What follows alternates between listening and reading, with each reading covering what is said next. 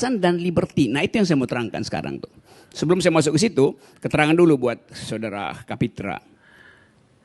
Kebebasan dan kewajiban itu tidak korelatif pada diri orang. Nah predikat itu yang Anda nggak mengerti itu. Kalau saya punya kebebasan, saya tidak punya kewajiban untuk membatalkan kebebasan itu. Akibatnya resultantenya nol. Saya punya kebebasan, tapi saya wajib untuk tidak mengucapkan kebebasan itu. Nggak ada gunanya pengertian kebebasan itu. Nanggap nggak poin itu? Lanjutkan, nanti saya balas. Oke, artinya. Saya jawab. Kenapa begitu? Karena kebebasan artinya fakultas di dalam diri saya untuk memutuskan itu. Itu dalilnya tuh. Jadi kalau saya memilih untuk memutuskan menghina orang dan memilih memutuskan memuji orang, dua-duanya adalah keputusan saya.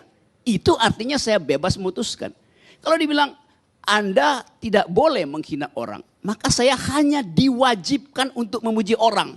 Artinya saya nggak punya kebebasan. That's the philosophy itu.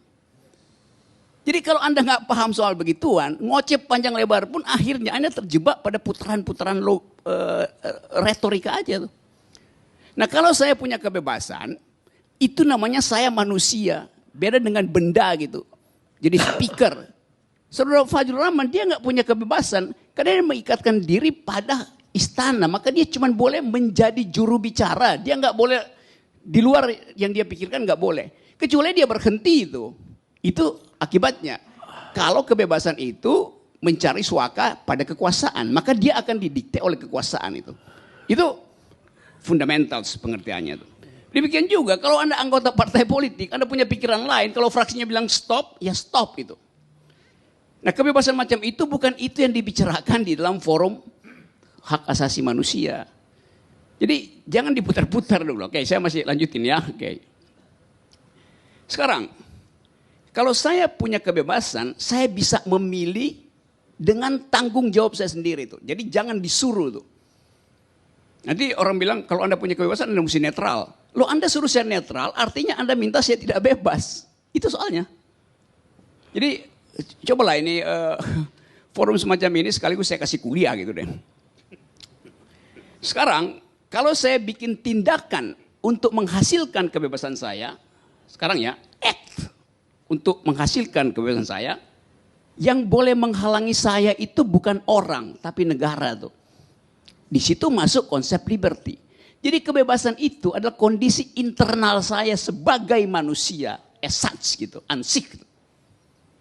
Liberty itu adalah kesepakatan di dalam komunitas. Kalau saya berhubungan dengan orang, bekerja di situ liberty. Yang diaktifkan oleh hukum-hukum negara. Karena tindakan saya bisa merugikan orang lain. Karena itu negara mesti batasi saya.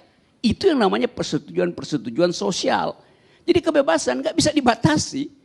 Begitu Anda batasi kebebasan, Anda bikin orang itu jadi benda gitu. Itu logika dasar itu mesti dipegang dulu. Supaya nanti kita bikin ada kebebasan dan kebebasan tanda petik yang kita sebut liberty. Bahasa Indonesia nggak punya konsep itu. Itu kelemahan bahasa kita. Inggris punya freedom dan liberty gitu. Freedom itu adalah kondisi internal manusia tuh. Boleh dicabut nggak bisa dicabut. Begitu Anda cabut, Anda jadi benda. Thing in itself gitu. Bukan thing for itself gitu. Das Ding an sich.